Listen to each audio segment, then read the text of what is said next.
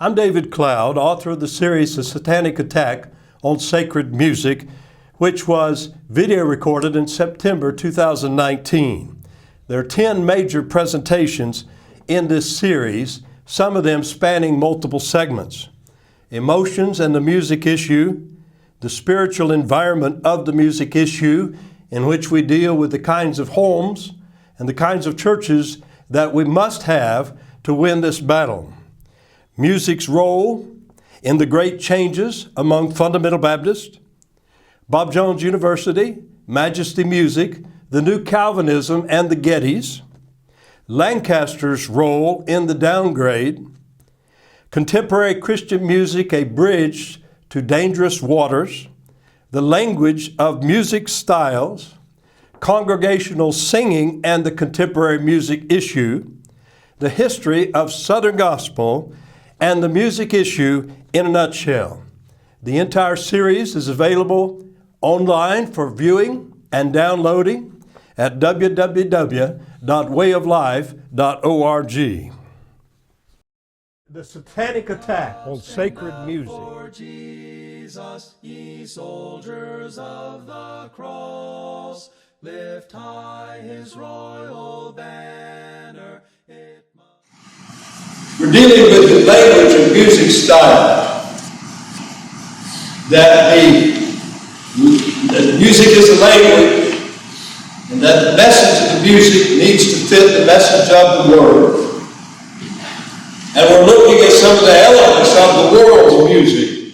And we want to look at one other element this afternoon, and that is unresolving chord styles. And I will only be able to give a brief introduction to this. But Pastor Tim Kelly, the man, has taught music theory for 25 years.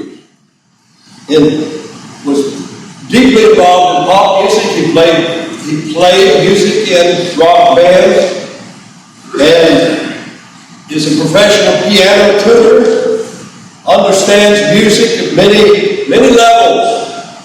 He's also a fundamental Baptist pastor.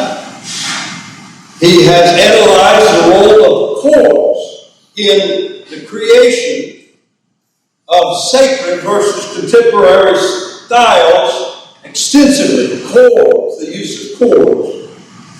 He has published a video series called Music Fundamentals in 11 Parts, which is online.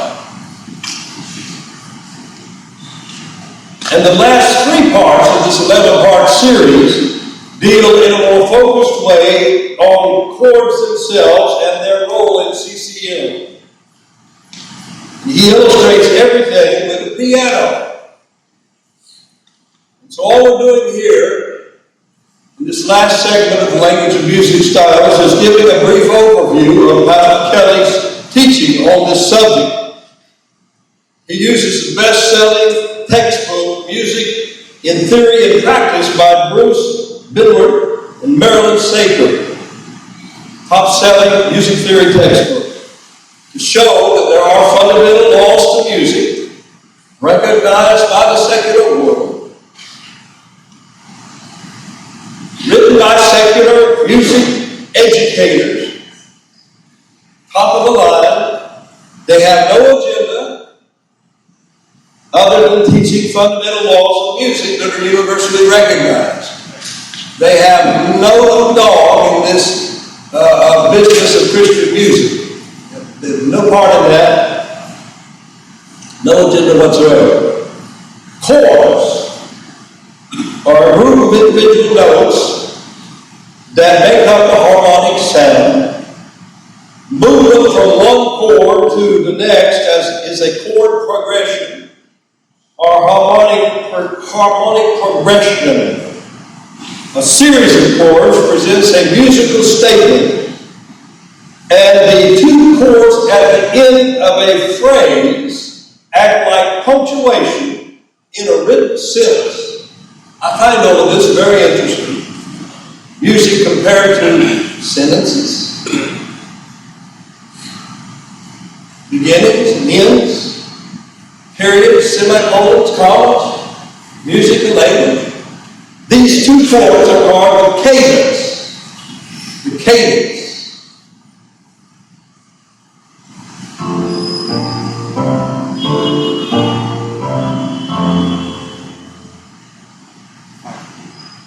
That's two chords. Boom, everything's finalized, feels real nice.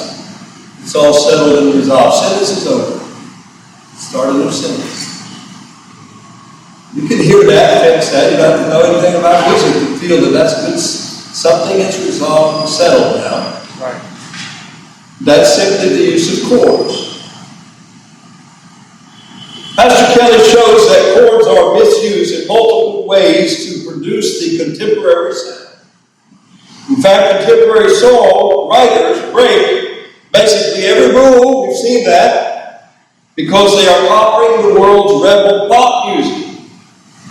They turn exceptions into rules and rules into exceptions. Everything's upside down. The misuse of chords creates unresolved tension in music. This is really the fundamental of that thing. Unresolved tension in the music. The chording pattern creates music that is weak, nebulous, wandering, abstract, no rules, just feelings. It doesn't resolve. Nothing solid there. The first person who pointed out to me the misuse of chords at CCM has a master's degree in music from Pensacola. She said, I met her a few years ago, she said, I think the reason why CCM uses non-resolving chords is that it reflects what they believe and how they live.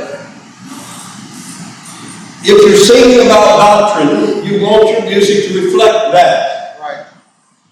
If you have strong cadences, it is emphatic. Right. You're saying this is true. God is right. There's a hell. There's a heaven. There's right and wrong. What? See, this is a woman. A woman can understand spiritual truth. Yes. Get a hold of things. Hold things right. She saw this. She identified this. If you're singing about doctrine, you want your music to reflect that. It's just a conversation with me one day. If you have strong cadences, it is emphatic. It's saying, this is true. So we've seen that. And when you mess with that, I think it makes everything vague. Music is then saying, well, this is what I believe, but maybe we're wrong. Let's be flexible. So they use chords that don't resolve. They leave you hanging. Unresolved chords create music that is sensual. It has a very sensual element. Overly emotional. Overly emotional. This perfectly fits the contemporary worship goal of experiencing God. Feeling God. I want to come to church and feel God. Unresolving chords creates a charismatic effect. A form of charismatic. Hold me this. It builds you up and gets you into emotional frenzy where that you feel that you're really worshiping God. The music does that. He said, I was part of a charismatic church and youth group, and I've been reflecting on that experience. The music lifts you up emotionally, then drops you. It is an emotional roller coaster. In high school, music was my drug. It is an opiate that really affects you, he said. That drug effect is the product of the syncopated dance rhythm, as we've seen, as well as the misuse of chords. It's all a package creating a sensual experience that people are seeking. And that's the charismatic movement, but the charismatics have influenced everybody in this. I mean, I went to John Piper's church, Bethlehem Baptist Church, and this is supposed to be an old Calvinist kind of thing, but here they are, raising their hands and swaying to the same kind of music as the Pentecostal church down the street, or the non-denominational church. They're all same stuff. They've all gone into the charismatic philosophy and approach through the music. Getty Town of music, Sovereign Grace music, are creating bridge music that leads to full-blown contemporary worship music. A bridge. Every Bible-believing church that is committed to holding fast to sacred music and that is determined not to cross any bridge to the contemporary world needs to take this issue seriously.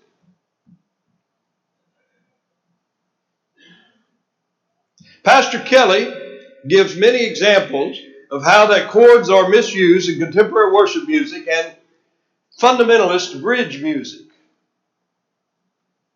He deals with minor chords, the fifth and the fourth, the tonic, descending fifths, the 11th chord, other things.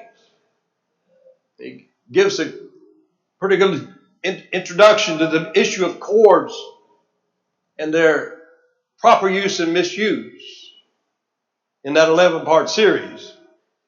Here's one example from Pastor Kelly's teaching and the misuse of chord cadence. Chord cadence. And we've seen a cadence is the two chords at the end of a musical phrase. In the traditional hymns, a phrase is one line, usually 4 lines or stanzas, and each line ends with a cadence of 2 chords. The cadence acts as a musical punctuation. Cadences punctuate music in much the same way as periods, commas, colons, and semicolons punctuate our written language. Thus, in music, as in language, thoughts and ideas are separated to avoid confusion. Now, that is from a secular, top-of-the-line music theory book. Okay, a cadence, look at here, what I have underlined. Cadences function as musical punctuation. Okay, and it's 2 chords signaling the completion of a composition or sections thereof. Here is a quick cadence. 2 chords at the end of a phrase. That's called a cadence. Okay? If you don't have that at the end of phrases, you really don't have a phrase. Pastor Kelly shows how that different types of cadences either complete or fail to complete a musical phrase. He illustrates it. Types of cadence are half authentic, deceptive, and plagal. CCM does not use cadences in a resolving way or leaves them out entirely, and this acts as tension without resolution. It's like questions without answers. It produces emotional confusion, uncertainty, irresolution. And that wilds genre kind of music, they don't use cadences properly. Sometimes they leave them out altogether. And therefore you have no closure to any phrases. You know, in music to be properly structured, you have to have, question phrases and answer phrases,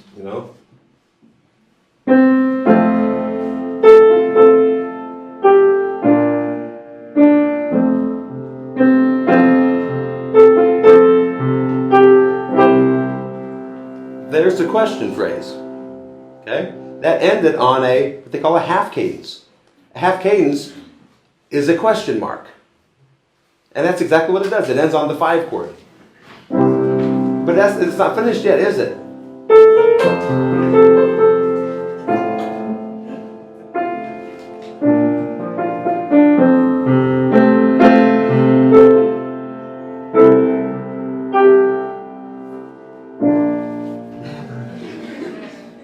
No.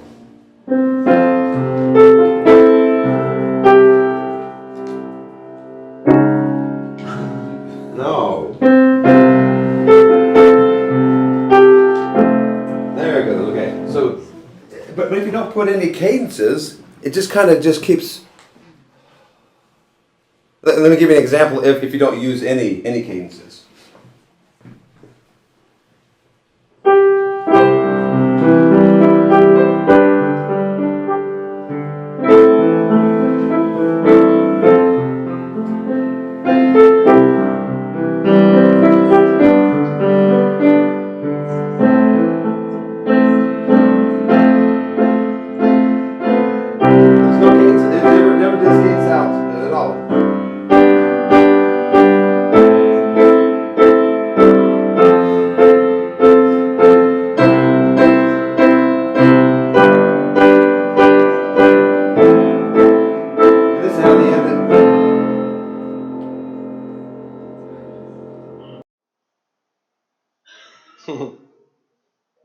resolved there.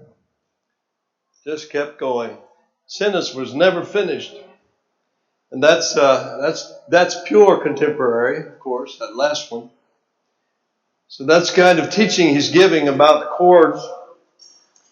Here's trust and obey that he's demonstrating. Traditional versus non-resolving chord cadences.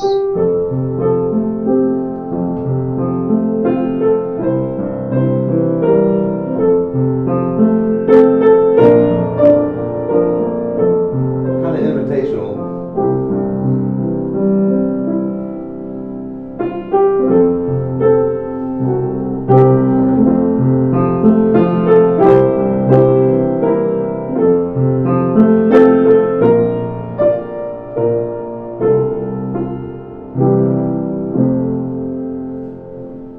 And now, so filled with the descending fifths.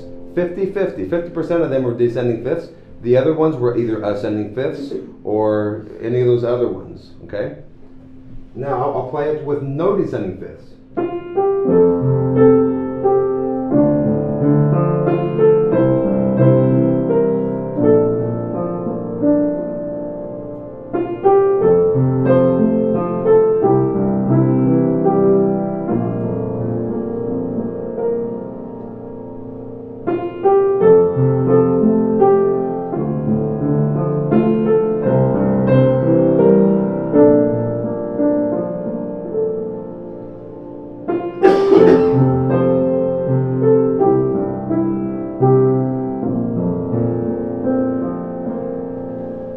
None. Can you hear it? So that's non-resolving versus a traditional resolving. Removing cadences creates a mystical feeling because the thoughts are not absolute, ordered, distinct. So again, that series, 11 parts, and he's going to produce an abbreviated edition of that, I believe, this year, and hopefully summarize that issue and just boil it down into maybe 3 hours, and that will be very helpful. And so, language of music styles, we're looking at different kinds of elements, different elements that are used to create the world's music, that are brought in now into Christian music. Music is a language. The message of the music must match the message of the words. We need to be thinking about this, analyzing this. Here's the son of Graham West, James West now, who is the pastor of that church where Graham West was. And he's a young man that's thinking. And he's analyzing. And he said everything about CCM points to non-finality, non-resolving chord progressions, harmony, repetition, jazz chords, beat anticipation, avoiding strong notes of the scale and melodies, vocal scooping and flipping.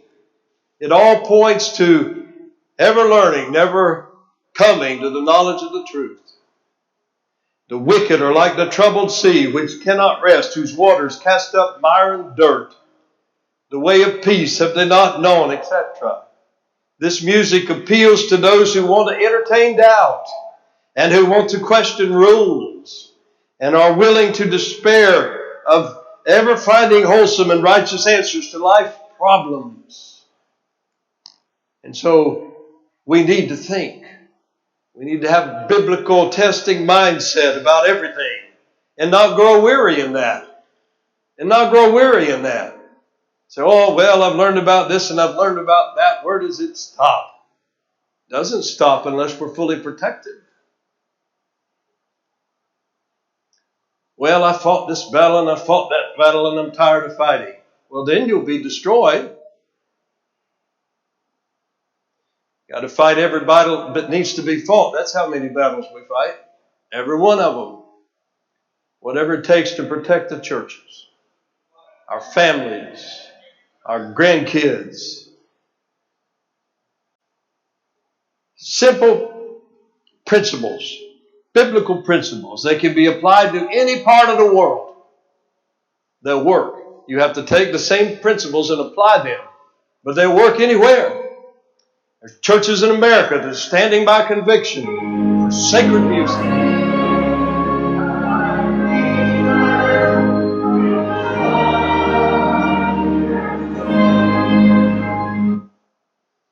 Yes, sir. Madison, Alabama. Church in Nepal standing for sacred music by conviction.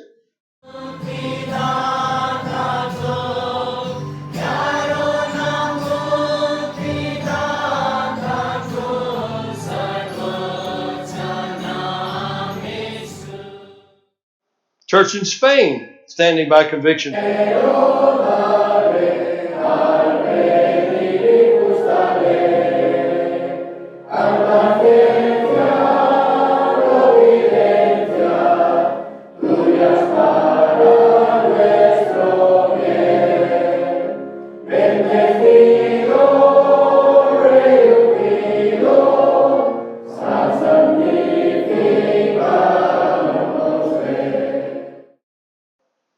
Church in Australia standing.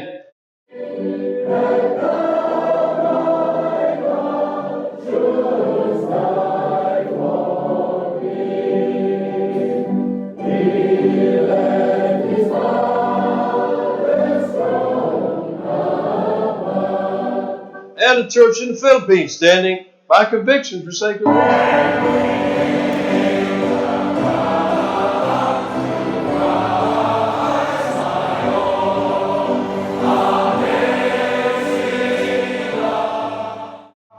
People being educated in the music issue in the Philippines and enjoying sacred music.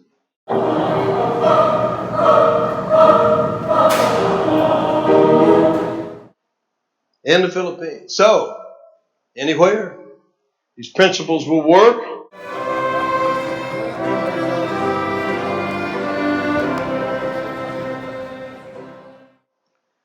Where is Christian anyway?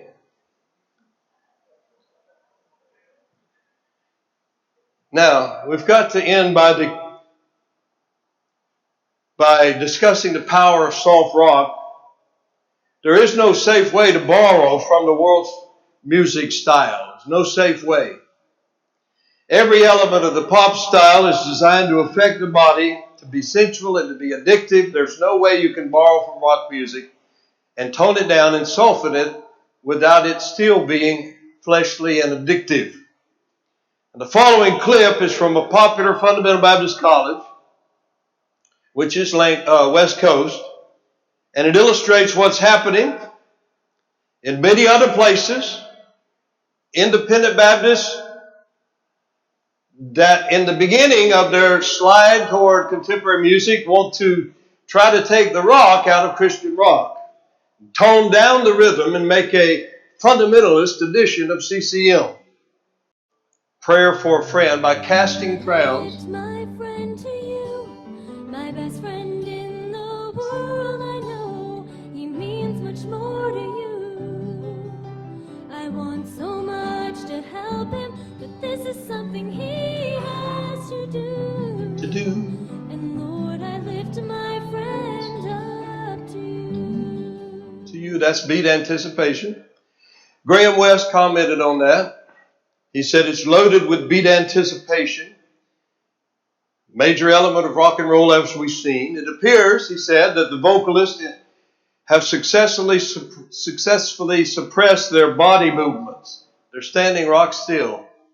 They're taught to do that, which may be due either to keen awareness of their being inappropriate or coaching.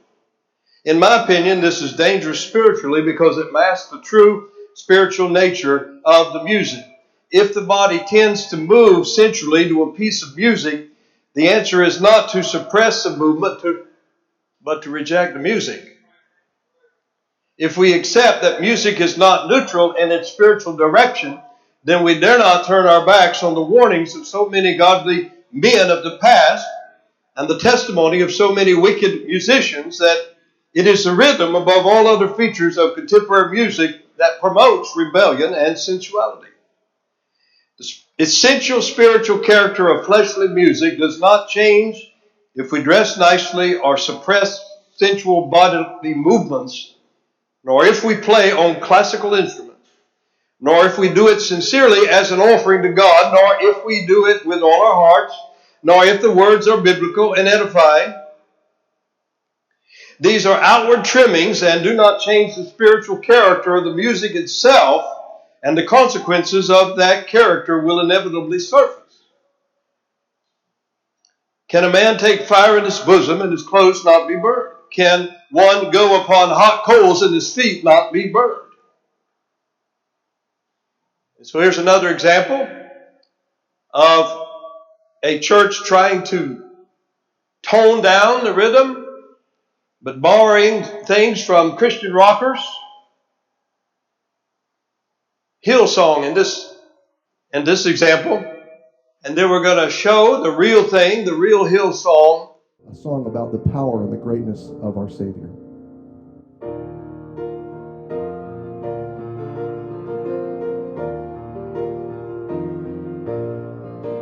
There is love that came for us, humble to a sinner's cross. You broke my shame and sinfulness, you rose again victorious.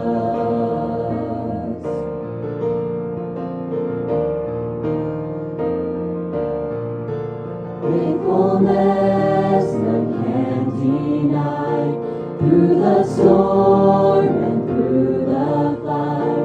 There is truth that sets me free, Jesus Christ who lives in me. You are stronger, you are stronger, sin is broken, you have saved me. It is written, Christ is risen, Jesus you are Lord of all. You are stronger, you are stronger. Check. Now that's the real thing. And so if I'm going to go with CCM, I'm going to go with the real thing.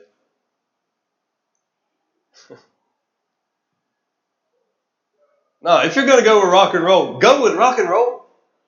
Because rock and roll is very powerful. If you want that experience, you got to go with the real thing. Whole hog. That's what I say to these churches. Go whole hog. Now, if you're going to go with charismatics, go with them. Raise the hands, man, and go with them. And get the pastor dancing out there. Go with it. Because that's what it is. Don't just mess around with it. Let your kids rock out. If you're going to rock. But you're not going to do that in my church. We don't want any of that. We don't want a little taste of it. We don't want a little one of it. What about one? Why one? What's wrong with one? Just one. Nobody does just one. Whoever did that? That music is not about anything that we are about as Bible-believing people. It's a totally, entirely different thing. But if you listen, if you understand music and listen to the watered-down West Coast version, the piano's playing the same rhythm. There was no great transition. They got louder, more boisterous, the drums and the power of it all, but the rhythm was just clipping right along. That pianist at West Coast was playing a rock and roll piano. Here's another example. Word of God, Speak by Mercy Me.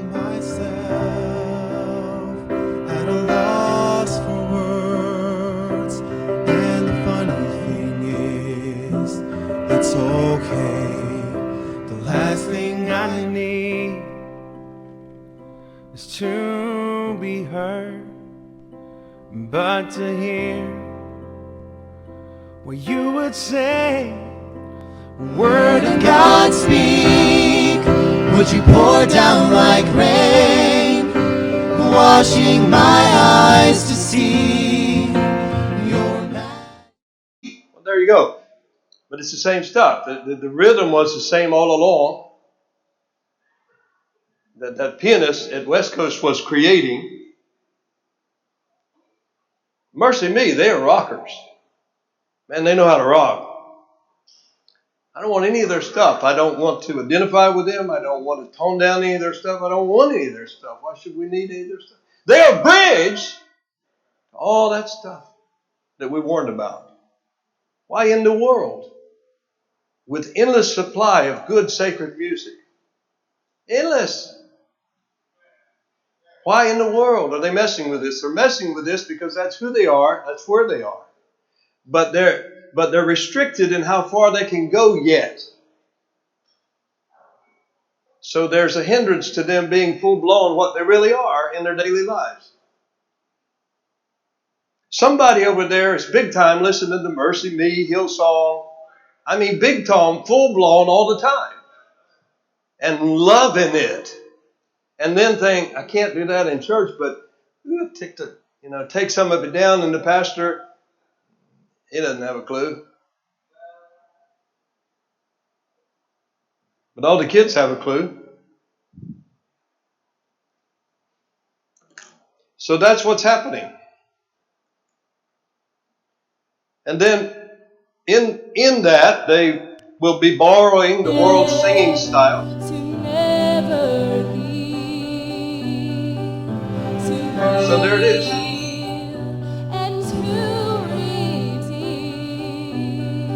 And he came that we could love his name. The name above all. That makes you want to move a little bit. That's some good scooping and sliding there. Really good high quality at Lancaster.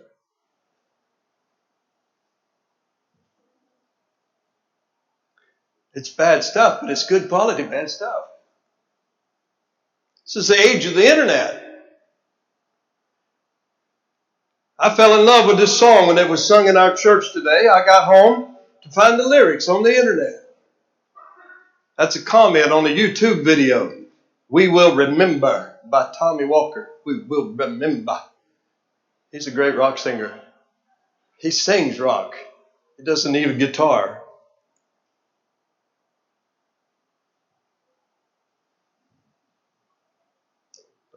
We've provided a lot of training. We're in the process of providing a lot more training. We published years ago the Baptist Music Wars, Directory of Contemporary Worship Musicians. That thing's about 600 pages now. And the big names and the prominent names of these contemporary artists are there, and who they are, what they believe, and their associations and whatnot. Kind of information. Pastors say, I don't know who these people are. Well, there you go. It's free online. It's right there. Rock and Roll's War Against God is a huge book. I don't know how big, 700 pages maybe, but there it is, free online. A plea to Southern Gospel music fans. And we've placed all of our music things online for free. A plea to Southern Gospel music fans. What every Christian should know about rock music. Every young person in every fundamental Baptist church should read that and be tested on that. It's not a very big book, but it's packed with important information. In the new series, The Satanic Attack on Sacred Music, which we're doing part of this week. A satanic attack on sacred music. The full-blown book, having all the text, and then this full-blown series, video series, and then supplemental material like suggested resources for further instruction, suggested good music resources, and a suggested statement on music for a church covenant, just packed with practical things. So that's the new series which we're preparing to publish in February 2020, the Lord willing.